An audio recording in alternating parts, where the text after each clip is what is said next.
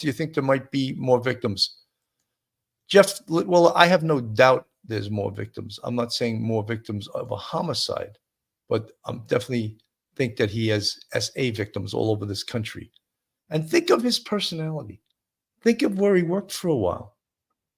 Disney World. Was that accidental? Or was that because he wanted to be around children more often? Is that what that was all about? He wanted to be around children, so he worked at a place where there were tons of children.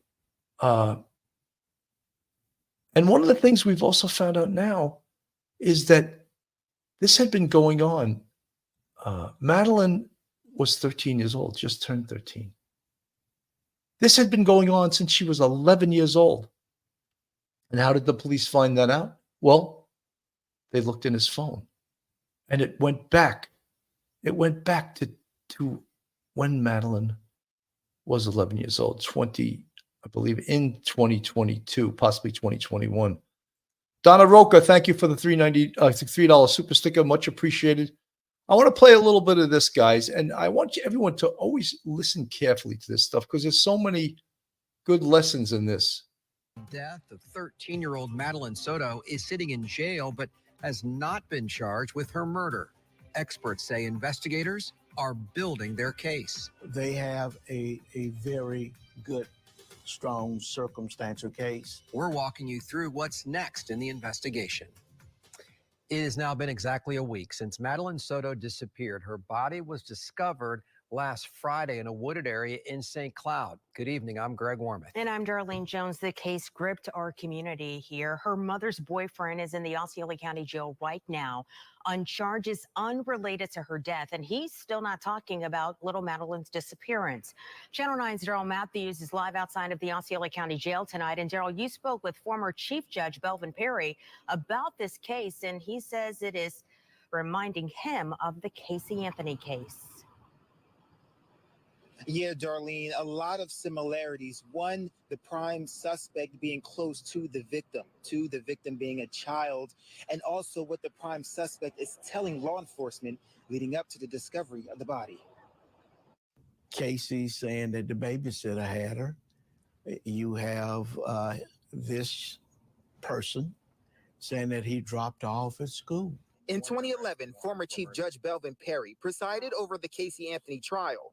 Happy birthday. Now he's showing us the similarities between that case and the investigation into the death of Madeline Soto. Push the needle, in my estimation, was when they discovered the body.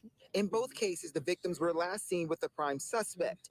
In Maddie's case, she was last seen with Stephen Stearns. What I would call a pseudo-relative that was close to the child, that was in a familiar relationship with the child. Stearns, who now sits in the Osceola County Jail, told investigators he dropped Madeline off for school Monday morning. He was arrested Wednesday in Kissimmee for child sexual battery and has yet to talk to police. Madeline's body was discovered Friday in a wooded area. Judge Perry says evidence from several surveillance videos could supply probable cause to charge Stearns with murder. It's really putting together a jigsaw puzzle piece by piece, and the police will build their case. Now, Judge Perry says that it could be 2 years away from the indictment. He also says as law enforcement continues to get evidence, more will come to light about what exactly happened to Madeline Soto. For now, we are live at the Osceola County Jail. Daryl Matthews, Channel 9, Eyewitness News. So that, to me, was a huge eye-opener. Could it really take 2 years for a murder indictment on this case? That sounds like a hell of a long time. And I don't think it would or should take that long. But let's face it, one of the things that gives us all comfort here is that Stephen Stearns is going nowhere. If push comes to shove and he wants to push this case, they could bring the trial forth on the SA based on his cell phone and that arrest and still hold on to the homicide charges at a later time. However, what we spoke about, ATS News, welcome to the to the chat. And ATS News, I know you have your own podcast.